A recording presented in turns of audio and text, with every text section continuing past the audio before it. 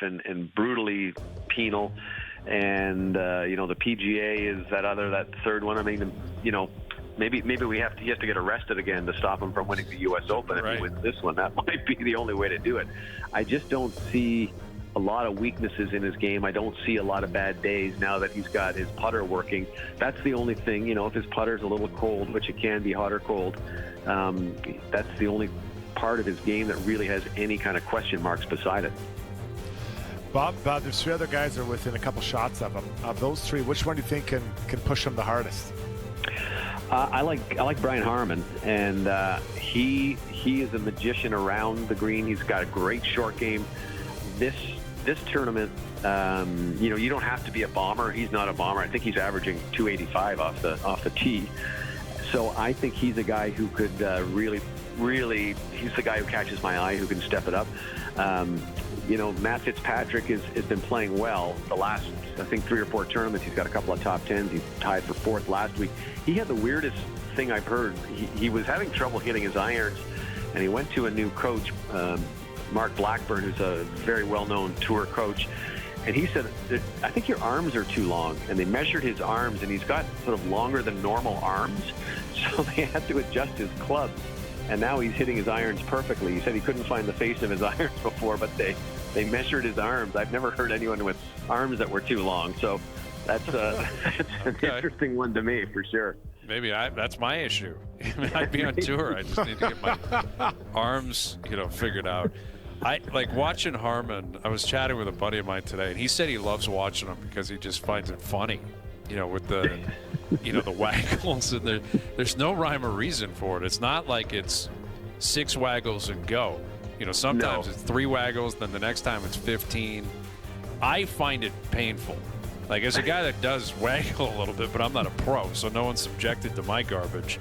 I can't do it again, Bob. Like, a 2-time Open winner with those waggles, I can't do it again with Harmon. The only reason I want him to win is because he told me, I was at the Travelers Championship a few weeks ago, and I asked him about winning the claret jug, and I said, did you have a couple of sips out of it? And he says, the people from the R&A told me I brought it back in the worst condition it's ever brought it back in, because we drank so much out of that thing. So that would be a good reason, just the celebration alone. That would be a little different than Scotty's.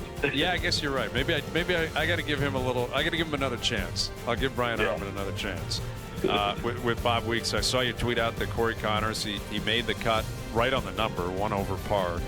But it's been a pretty good run. Like, he's not going to win this week. He probably won't even be in contention. But he had the injury issue, obviously, at the U.S. Open, and appears to be back healthy. But a bit disappointing. Only one Canadian, and it's Corey, and he's right on the number. Yeah, it was disappointing, and I was searching around to try and find, what's the record for, when was the last time we didn't have a Canadian make a cut in a major? You have to go back to the U.S. Open in 2018. So these guys have been on a good run. And this year, we've had some guys who played pretty well at T5 for Penrith at the PGA, and I think Corey was in the top 10 at the Masters. So it's been a pretty good run with these guys, but a little disappointing. Those first rounds really took the stuffing out of them, and they'll regroup. But the bigger one to watch right now is in the other tournament. Adam Hadden is in danger of losing his playing privileges if he can't get into the top 125. I think he's 130 right now, so he's got to have a good weekend on the B tournament, on the B circuit. Bob, do you see a Rory surge coming this weekend? I think he'll play well tomorrow. I'm not sure if he's got enough room to catch, or there's too much room maybe to catch Scotty. The thing about Rory is he's got to put the ball in the fairway a little bit more often, and get some shots closer. Like his distance from the pin, or from the green, when he's on the green, the distance from the pin is really not. That's not a lot of good looks for birdies. He's sort of putting from 30 and 20 feet all the time. So put the ball in the fairway, gives you a little chance to get a little bit closer. I don't think he's far off from a good round. He's talked after the round sort of being semi-satisfied with how he was playing, but he's got to get that ball in the hole a little bit more often, and the way to do that is just, hit the ball in the fairway, get it closer to the pin, and roll it in. It sounds easy, but I think you'll see him up near the top of the leaderboard.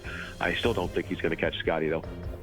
Yeah, I don't see it either. I mean, McIlroy is somewhat in the hunt, I guess. What is he, 3 under, I believe? Yeah, 3 under, but Yeah. 7 shots back of Scheffler seems pretty difficult to make up. And his buddy Shane Lowry, who won there in 19, had kind of a crazy scene today. His ball was in the, I guess, fescue.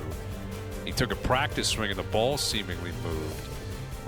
And I saw some video of him snapping all over that place. And he's got a reputation of this happy-go-lucky kind of, just out having a good time. I think that is completely inaccurate, the assessment of him. Like, he's a hothead on the course, Lowry. Oh, yeah. And yet that's his rep, like, just a good old guy having fun. Let's go out for a beer. I don't think that's who it is on the course, man. Like, in between the ropes, he's fiery, Shane Lowry. Yeah, he is pretty fiery, and I'll tell you, they took him into. They told him what had happened while he was on the golf course. Said, "Don't sign your scorecard till we get through," and they took him back in. I mean, I think if you look at the video very close, you can kind of see it oscillates a little bit. But he said he really couldn't see any kind of a movement. He didn't think it moved at all. He said, "But I don't want to be known as a cheater, so I took the 2-shot penalty." And it's probably a smart move because you don't want to end up like Patrick Reed. Right. Where everyone's second guessing you, but he does have a little bit of a fiery temper when he's on the golf course. He's pretty good off the golf course, and some of that has to do with the Guinness. But but he's a good guy. But if you want to talk hotheads, I don't know if you saw John Rahm, but he was slamming a wedge and kicking his wedge down the fairway and giving it a big spanking for some bad shots. That wasn't too good. But there's some guys who leave it on the golf course. Thank goodness.